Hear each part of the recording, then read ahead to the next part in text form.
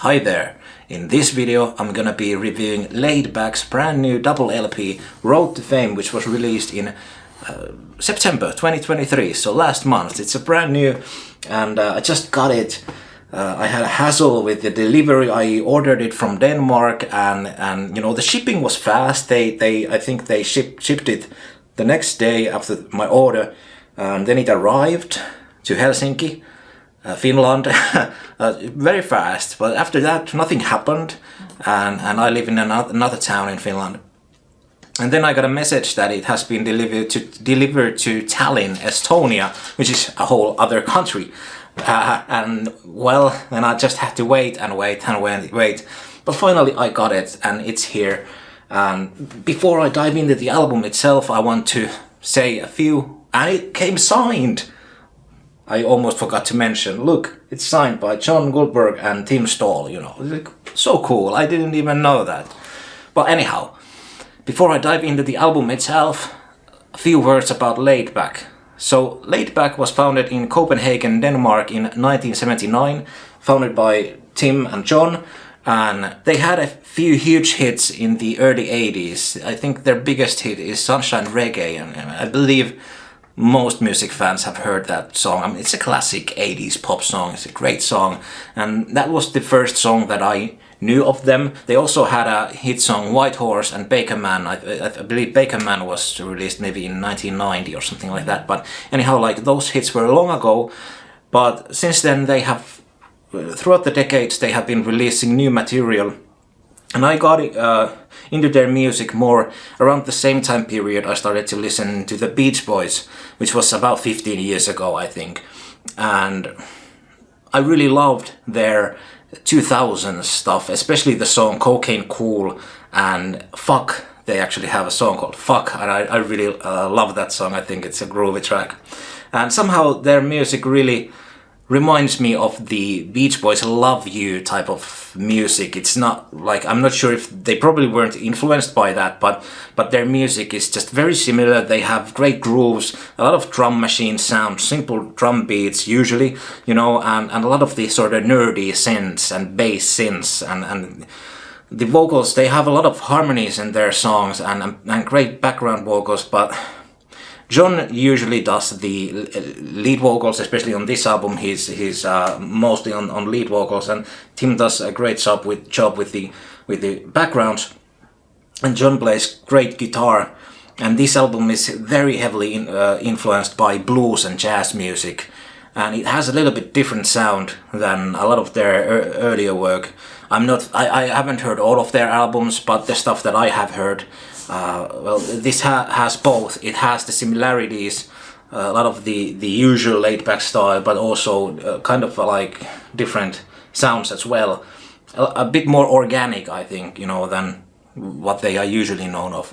But anyhow, like, their music can be described as sort of new wave, or I think Wikipedia states that it's post-disco or whatever, you know. But I think they have their own style, their own genre. It's very unusual how they are combining these electronic sounds and beats and synthesizers with acoustic instruments like harmonicas and acoustic guitars, and John's great vocals, those baritone, almost bassy vocals, remind me a lot of Leonard Cohen's vocals. So he has a very deep sound, which is just an interesting combination of sounds. So it doesn't really sound your typical 80s music, not even their 80s stuff. It's pretty out there, you know, their hits. But let's dive into the album itself. The cover art, amazing. I really dig the color scheme of it. Very beautiful. The logo is beautiful, font, everything. I don't know, it just sets a great mood. Back cover, simple. And as I mentioned, it's a double LP, so it has 4 sides, a lot of tracks, I think about 20 tracks or so. It's about 1 hour long, I think. And it's a gatefold, and in the center you have a lot of cool pictures of the guys, and you know, I think they just turned about 70, I'm not sure if both of them are 75, but around that age anyhow. So, you know, they are. I mean, it's pretty interesting to see that they are still so active and putting out double LPs and stuff. Like it was just only a few years back then when they released their, the album before this one, Healing Feeling, which is a great album as well. So they've been very busy, and the stuff is pretty good. Like a lot of times I feel double albums have this usual common problem that they have, that, or I should say that they would be better as a normal regular single album. They have a lot of filler a lot of times. Very rarely double LPs, in my opinion, excluding live albums, really work as well as they could, but I don't think that's the case with Road to Fame. I think the song selection is very solid. I have listened to this now in my car and now for the past few days of the LP itself too. So I'm not that familiar with each of the songs, so I'm not gonna go track by track, through each of them. I'm most familiar right now with the side A and side B stuff and some of this stuff on side C and side D, but there's a lot of tracks here and it's gonna take some time for me to digest everything. But I'm gonna just mention some of my favorite tracks and what they sound like and stuff like that. So it starts off with Road to Fame, the title track, which is mostly instrumental, and it's a very jazzy track. Reminds me a lot of sort of Twin Peaks vibe. It has somewhat similarities to the stuff that David Lynch did with Angelo Badalamenti, and it has this moody thing, groove going on, and it's very organic. There's very little. It's not a dance track at all. There's, like I said, it's very jazzy, bluesy, and it has organic instruments. I think there are some vocals and some synthesizers at the end of it. But anyhow, it's a great opener. Very interesting, different style for what the group is usually known of. Funky Dreamer, kind of similar, but more in the, as the title hints at, more on the funky side. So it starts to bring in more of those usual laid-back type of grooves. Sitting in My Sofa is probably the most laid-back sounding title on the whole album, with Groovy Sunshine. Very usual sound for them. Great song, great lyrics, great vocals, great everything. Right? I love it. It's very similar to some of those sort of unusual dance vibe tracks that they have. It's sort of like this chill wave thing, but in the laid-back style. So it's very hard to describe a lot of these songs because the whole thing is very unusual, the music that they do. Wooden House in Sweden is a complete 180. It's a complete left turn. I love this track. Right now it's my favorite track on the album. It's acoustic guitar, John's great deep vocals, amazing haunting lyrics, and Tim's vocals in the background. And it has very beautiful haunting harmonica, folksy tune, kind of like this country folksy tune. And if you want to hear one song on the album, I suggest you go and listen to that one. It's a great one. If you haven't heard the whole thing and don't have time to listen to the whole album, listen to this one and maybe Sitting in My Sofa. Those two are probably right now my favorites on the album. Really great tracks. And side A ends then with Art of Love, which is the lyrics were written for this track by,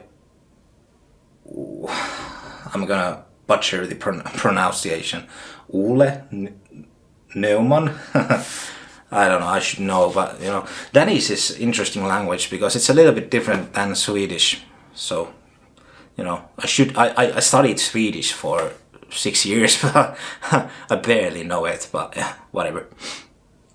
But anyway, Art of Love, great song, interesting lyrics, sort of like, I don't know, it's hard to, the melody is very beautiful and musically I love it.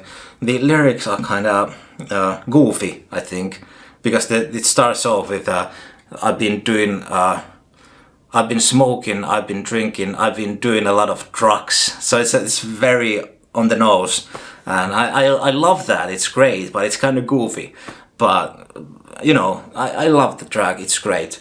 And side B starts with My Baby Blue. That's one of these songs. I think it has a lot of horns and stuff. Like it's very upbeat. But yeah, great track. But I have to listen to this more. Groovy Sunshine. Like I said, more on the traditional laid-back style. Great track. Very groovy, sort of chill out rocking track. I really like it.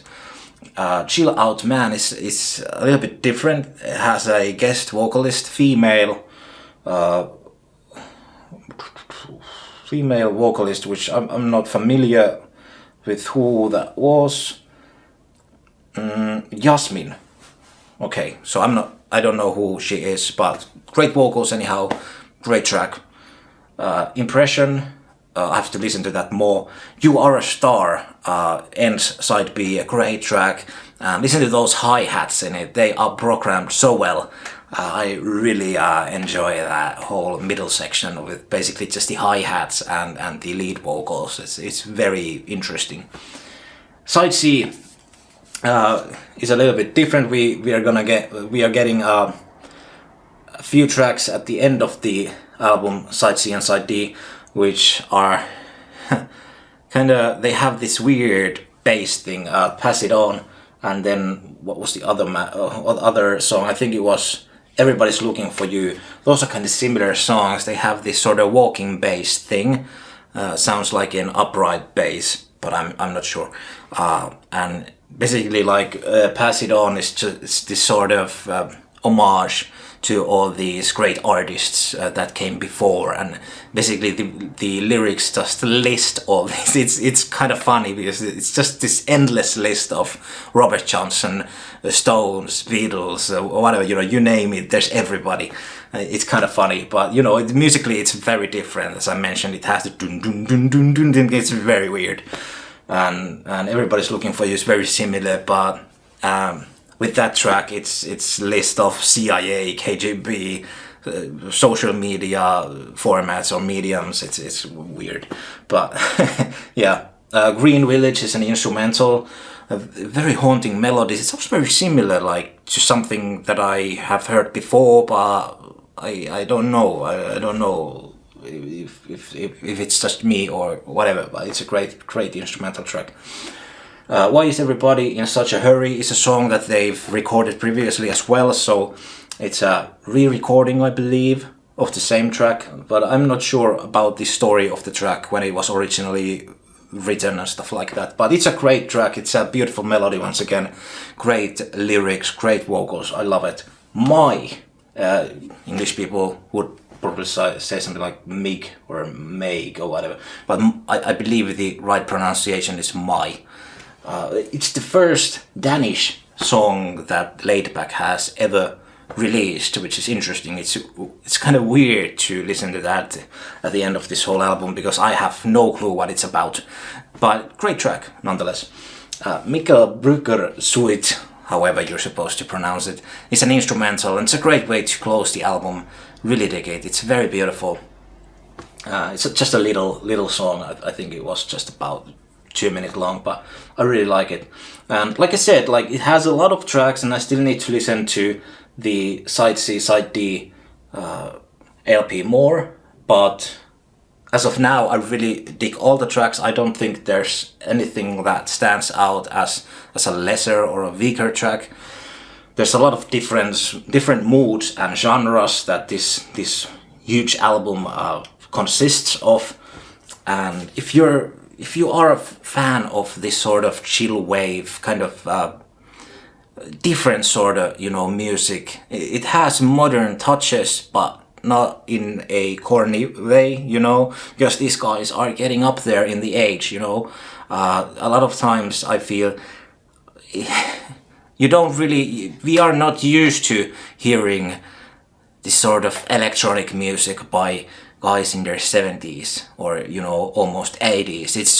It's kind of interesting sound, you know, the rough vocals, deep vocals with these synth backgrounds, but somehow I find their music very mesmerizing. It's just very capturing and almost like what's the word? Hypnotizing. I think like I really dig their sound, and I wish that they keep recording new stuff and putting new stuff out because.